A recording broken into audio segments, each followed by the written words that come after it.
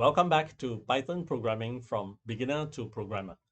We are approaching the final segment on our discussion about database essentials using SQLite database as our operating system.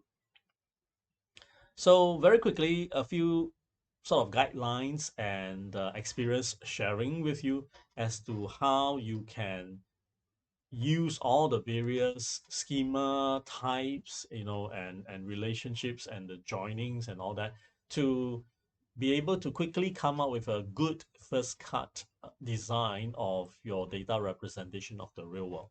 So we're talking about like at the start, everything is blank. How do you even start, right? Now, here is a sort of a short, but I think important list of bullet points for you to take note of.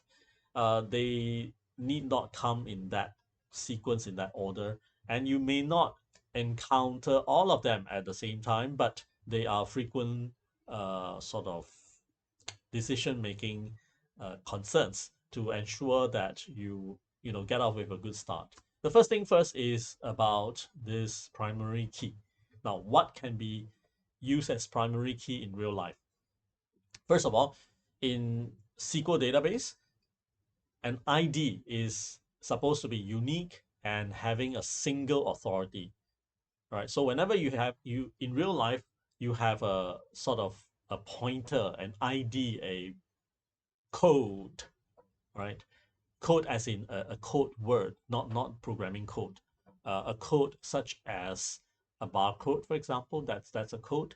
QR code, that's a code. So anything that's unique and single authority, that means it's issued by one authority, because then the authority ensures uniqueness. And authority, I by no means refer to an organization or governmental agency, but it can be a single person, maybe yourself, who has the authority to issue unique identifiers for your books that you purchase, and so on. Then that ID can and tends to be used as primary key in your database design.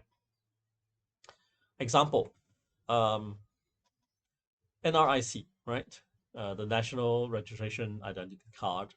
In Singapore and in many countries, citizens will hold a card that uniquely refers to that individual. Even after the person passes away, it's still not being reused, right? It's like unique forever, space-wise and time-wise. So that is ensured by the authority, because the authority will never reuse the NRIC code and ID. So therefore, you will find that this identifier tends to be very commonly used as database primary keys. Now, of course, as time passes, the country may enact laws like no record of people's national registration ID number because of privacy rules and issues. So it is mandated that you cannot store it in database. Then what do? You cannot be using the last 4 digits, because that is not unique anymore. Only the full ID is unique. So what you do is you cannot store it. Yeah. Then you may issue your own code. For example, you try to have a membership of some sort, right? Your club or something, and you can issue identifier. You can say, okay, you are interested to apply as a membership, so here's your membership ID with a serial number on it, right? And you are now, or you representing the organization or the club, are now the authority, ensuring that the membership code that you issue out will not clash now and forever, right? So, for example, in universities, um, every student is issued a matriculation identifier. So that seems to be, you know, giving the same student more and more codes, right? Because each student has passport also, has birth cert also, right? All these are issued by national agencies, and they are unique as guaranteed by each agency. However, if, for example, in your club, or in this case, my example, university, that organization wants to have its own control of the uniqueness of the IDs, and sometimes by law, you are not able to store them, not NRC, maybe not passport, then issuing your own ID is perhaps the only way. And so physically, you are the authority, and once you ensure that it's unique, that ID can be and frequently ends up being used as primary key in your organization's database design. Okay, so hopefully this immediately clarifies. Now, of course, many of us already have encountered the situation of, oh, here's a very cool new, app or site. All you need to do is to register, and then you can do Bitcoin transaction. All you need to do is to register, and then you have free access to music. What do you use to register? We are all global citizens now, and everyone has kind of multiple email address. While each person may have multiple email addresses, each email address refers back to a unique individual, at least for 99%, I guess.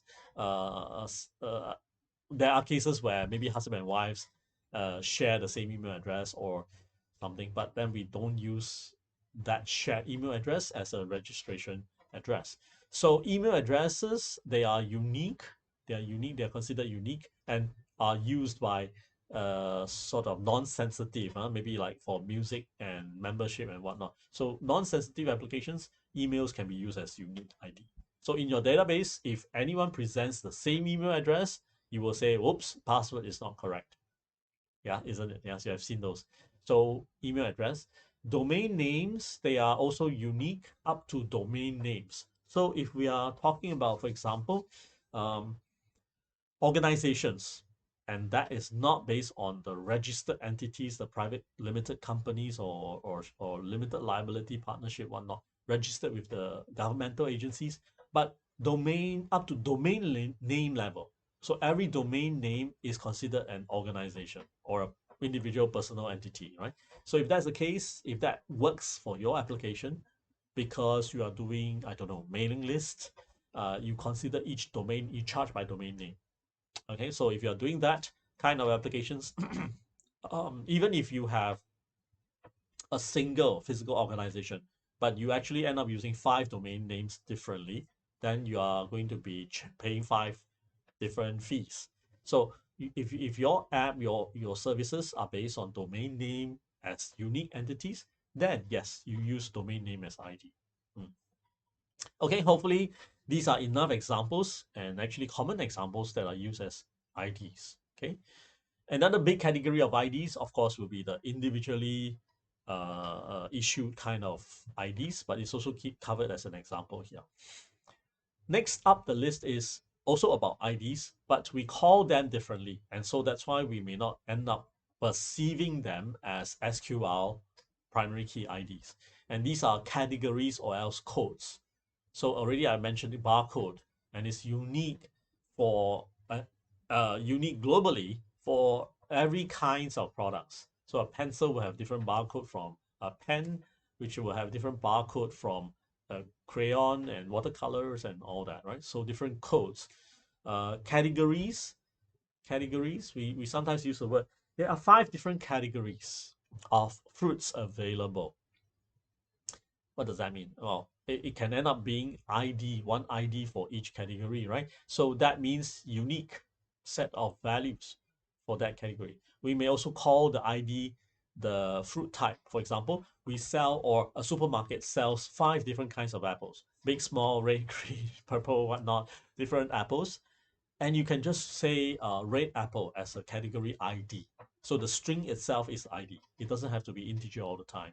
But of course, with more experience, you realize that it's more efficient, more processable, makes more sense for IDs to be integers if at all possible. But you also have cases where they are non-overlapping and listing of exhaustive range of continuous range of intervals.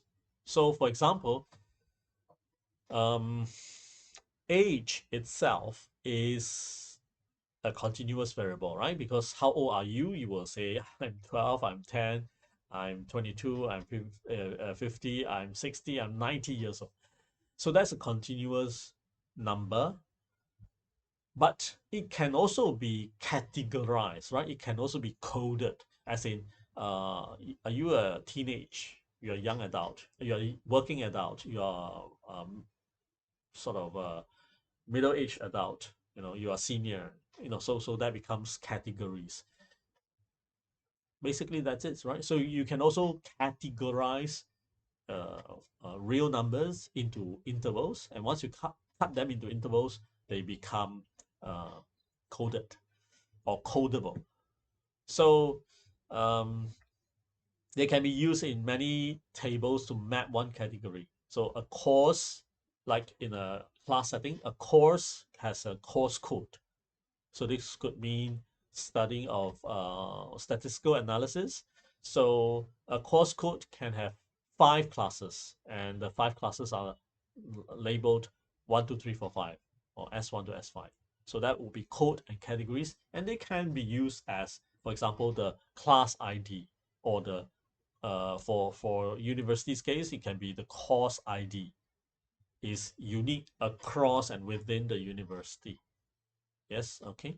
So whenever any school or college you are from within the same university, when you see the course code, and if it looks alien to you, like maybe it is ZZ1234, you know that it's likely a code used in the university, but maybe not in your college or your school, but it is